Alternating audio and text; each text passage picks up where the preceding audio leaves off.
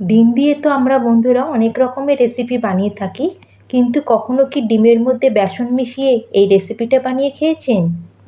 বিশ্বাস করুন বন্ধুরা, আমিও এটা প্রথমবার বানিয়েছি আর এটা খেয়ে আমি একদম অবাক হয়ে গেছি যে ডিমের মধ্যে বেসন মিশিয়ে যে এত সুন্দর একটা রেসিপি তৈরি করা যায়। হাই হ্যালো নমস্কার বন্ধুরা, আমি অর্পিতা। আমার চ্যানেলে আরেকটি নতুন মজাদার রেসিপি দেখার জন্য আপনাদের অনেক অনেক স্বাগত। তাহলে চলুন বন্ধুরা, শুরু করা যাক।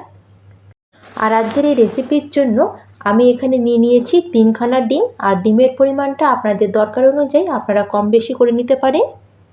এখন আমরা ডিমের মধ্যে কিছু জিনিস অ্যাড করব। সবার প্রথমে এখানে নিয়ে নিয়েছি আমি অর্ধেকটা ছোট সাইজের পেঁয়াজ। আর পেঁয়াজটাকে একটু মিহি করে কুচিয়ে আমি এর মধ্যে দিয়ে দিয়েছি। আর তার সাথে এখানে দিয়ে দিচ্ছি 2-3খানা মিহি করে কুচানো কাঁচা লঙ্কা। আপনারা যেরকম ঝাল খান সেই বুঝে লঙ্কাটা দেবেন। আর এবার এর মধ্যে দিয়ে দিলাম কিছুটা পরিমাণে কুচানো ধনেপাতা। তার সাথে এর মধ্যে দিয়ে দিচ্ছি আমি স্বাদ অনুযায়ী নুন। দিয়ে দিচ্ছি এখানে আমি হাফ চামচ মতো কাশ্মীরি রেড চিলি পাউডার। আর হাফ চামচেরও কম এখানে দিয়ে দিলাম আমি হলুদ গুঁড়ো। আর সবার শেষে আমি এর মধ্যে অ্যাড করে দিচ্ছি বেসন। এখানে আমি 2 চামচ মতো বেসন অ্যাড করলাম। আর এখন আমাদের বেসনটা দেবার পরে ডিমের সাথে বেসনটাকে আমরা খুব ভালোভাবে মিশিয়ে নেব। যখন আমরা বেসনটা ডিমের মধ্যে অ্যাড করব তখন দেখবেন বন্ধুরা একটু ডালা ডালা মতো হয়ে যাবে। সেই জন্য কিন্তু এটাকে আমাদের খুব ভালো করে মিশিয়ে নিতে হবে বেসনটাকে ডিমের মধ্যে, যাতে কোনো বেসনের ডালা বা লাম্পস না থাকে। আর এখানে দেখুন বন্ধুরা, খুব ভালো করে কিন্তু আমি ডিমের সাথে বেসনটাকে মিক্স করে এটাকে ফাটিয়ে নিয়েছি। আর একটাও কিন্তু এর মধ্যে কোনো লাম্পস বা বেসনের ডালা নেই। আর এটাকে ভালো করে মিশানো হয়ে গেলে এটাকে আমরা সাইডে রেখে দেবো আর চলে যাব নেক্সট প্রিপারেশানে। আর এদিকে গ্যাসে আমি একটা প্যান বসিয়ে নিয়েছি। আর প্যানটা গরম হলে তাতে আমি দিয়ে দিচ্ছি বড় চামচের 2 চামচ মতো সর্ষের তেল। আর বন্ধুরা, আজকের এই রেসিপিটা বানানোর জন্য এখানে আমি আপনাদের সাজেস্ট করব যেটা আপনারা প্যানে এই রেসিপিটা বানিয়ে নেবেন। আর তেলটা যখন ভালো মতো গরম হবে তখন আমি এর মধ্যে অ্যাড করে দেবো হাফ চামচ মতো গোটা জিরে। আর জিরেটা যখনই একটু ক্র্যাকল হয়ে যাবে তখন আমি এর মধ্যে অ্যাড করে দেবো এখানে কিছুটা পরিমাণে রসুন কুচি। আর এখানে প্রায় আমি 10-12খানা মতো রসুন নিয়েছি। আর রসুনটাকে একটু মিহি করে আমি কুচিয়ে নিয়েছি। আর রসুনটাকেও হালকা একটু নাড়াচাড়া করে কয়েক সেকেন্ডের জন্য এর মধ্যে অ্যাড করে দেবো একটা বড় সাইজের পেঁয়াজ কুচি। প্রথমে কিন্তু রসুন দেবো, তারপরে আমরা পেঁয়াজ অ্যাড করব। আর পেঁয়াজটাকে এখন একটু আমরা ফ্রাই করে নেব। কিন্তু বন্ধুরা, এখানে কিন্তু পেঁয়াজটাকে আমরা কোনো রকম কালার চেঞ্জ করব না। তাহলে পেঁয়াজটাকে জাস্ট হালকা একটু তেলের মধ্যে আমরা একটু সটে করে নেব। আর এখানে বন্ধুরা প্রায় আমি 1 মিনিট মতো পেঁয়াজটাকে হালকা একটু নেড়ে নিয়েছি তেলের মধ্যে, আর কোনো রকমের কালার চেঞ্জ করিনি। এখন আমি এর মধ্যে অ্যাড করে দেবো 2খানা মিহি করে কুচানো কাঁচা লঙ্কা। আর তার সাথে এর মধ্যে আমি অ্যাড করে দিচ্ছি 1 ইঞ্চি আদার টুকরো। আদাটাকে আমি এখানে গ্রেট করে দিয়ে দিলাম। আর এখানে কিন্তু আমাদের আদাটাকে আর লঙ্কাটাকেও কিন্তু আমরা খুব বেশি এখানে আমরা ফ্রাই করব না।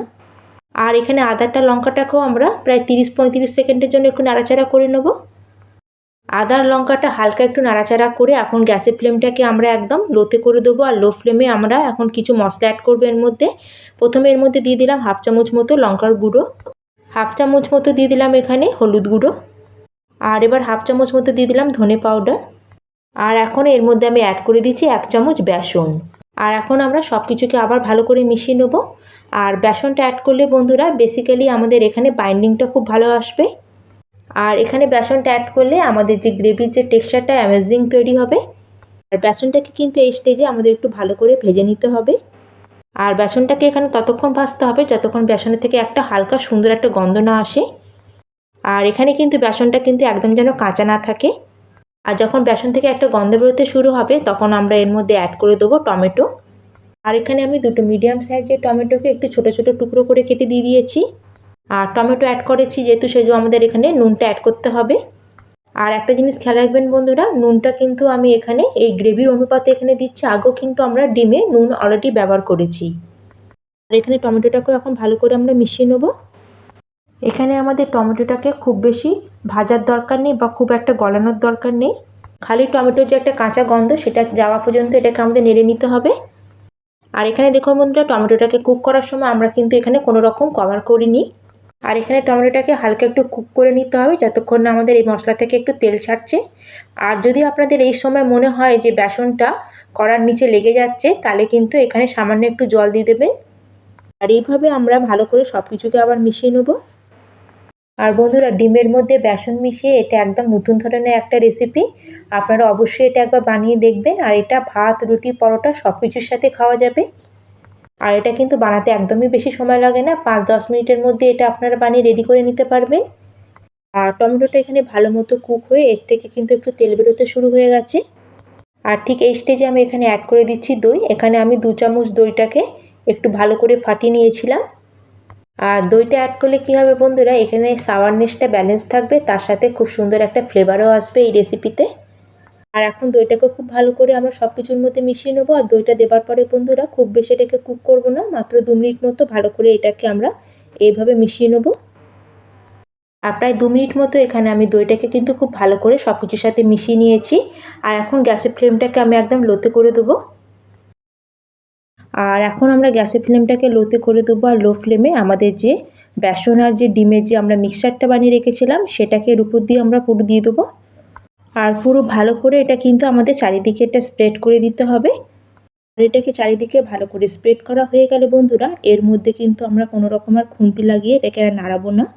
ব্যাস, এখন আমরা গ্যাসের ফ্লেমটাকে লোতে করে এটাকে কভার করে দেবো 3 থেকে 4 মিনিটের জন্য, যাতে এটা নিচ থেকে যেন পুড়ে না যায়।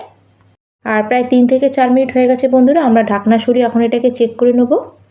আর এখানে দেখুন বন্ধুরা, এটা কিন্তু স্টিমে কিন্তু খুব ভালো মতো কুক হয়ে গেছে। ব্যাস, এখন আমরা খুন্তির ডগা দিয়ে এটার মধ্যে এইভাবে কাট করে নেব। মানে আমরা এভাবে এটাকে একটু টুকরো মতো করে নেব। আর এভাবে এটাকে কাট লাগানো হয়ে গেলে এখন আমরা হালকা হাতে সব কিছুকে আবার ভালো করে একটু মিশিয়ে নেব। আর এইভাবে এগুলোকে কাট করার পরে আমাদের এই ডিমের ভুজিটাকে আরেকটু ফ্লেভারফুল বানানোর জন্য আর টেস্ট বাড়ানোর জন্য অ্যাড করে দিচ্ছি আমি 1 চামচ মতো এখানে মিট মশলা। মিট মশলা না থাকলে এখানে বন্ধুরা আপনারা গরম মশলাও দিতে পারেন। এবার দিয়ে দিলাম এর মধ্যে কিছুটা পরিমাণে ধনেপাতা কুচি আর তার সাথে সামান্য একটু কাসুরি মেথি। ব্যাস, এখন আমাদের সব কিছুকে আবার ভালো করে একবার ডিমের মধ্যে আমরা মিশিয়ে নেব। আর এখন আমি এটাকে আবার খুন্তির আগা দিয়ে এভাবে ভেঙে একটু ছোটো টুকরো মতো করে কেটে নিচ্ছি। আর এটাকে আমরা খুব বেশি ছোট করব না, কিছু কিছু টুকরো আমরা একটু বড়ও রাখবো। আর এখানে দেখুন বন্ধুরা, ভালো করে কিন্তু এখানে বেসনটা ডিমটা স্টিম হয়ে গেছে। আর সবার শেষে এর মধ্যে আমি অ্যাড করে দিচ্ছি কিছুটা পরিমাণে জল। যেহেতু এখানে আমরা বেসন অ্যাড করেছি, যখন এটা ঠান্ডা হয়ে যাবে এটা একটু ড্রাই মতো হয়ে যাবে, সেজন্য যাতে একটু ভিজা ভিজা ভাব থাকে সেজন্য সামান্য একটু জল অ্যাড করলাম। আর এখন এটাকে কভার করে আমরা ছেড়ে দেবো জাস্ট 2 মিনিটের জন্য। আর এখানে দেখুন বন্ধুরা, আমাদের সুপার টেস্টি ডিম আর বেসনের ভুজি একদম রেডি হয়ে গেছে। আর এটা আপনারা একবার না বানালে বন্ধুরা বিশ্বাসই করতে পারবেন না যে এটা খেতে এতটাই টেস্টি তৈরি হয়। আর এটাকে আমি একটা প্লেটের মধ্যে সার্ভ করে নিয়েছি। আর বন্ধুরা, আজকের আমার এই রেসিপি আপনাদের কেমন লাগলো অবশ্যই আমাকে কমেন্ট করে জানাবেন। ভালো লাগলে লাইক করবেন, শেয়ার করবেন। আর চ্যানেলে যদি নতুন হয়ে থাকেন তাহলে প্লিজ চ্যানেলটিকে সাবস্ক্রাইব করে দেবেন। আর আজকের এই ডিমের ভুজিটা আপনারা ভাত, রুটি, পরোটা সব কিছুর সাথে সার্ভ করতে পারবেন। তাহলে বন্ধুরা, আজকের মতো আমি এখানেই শেষ করলাম। ধন্যবাদ।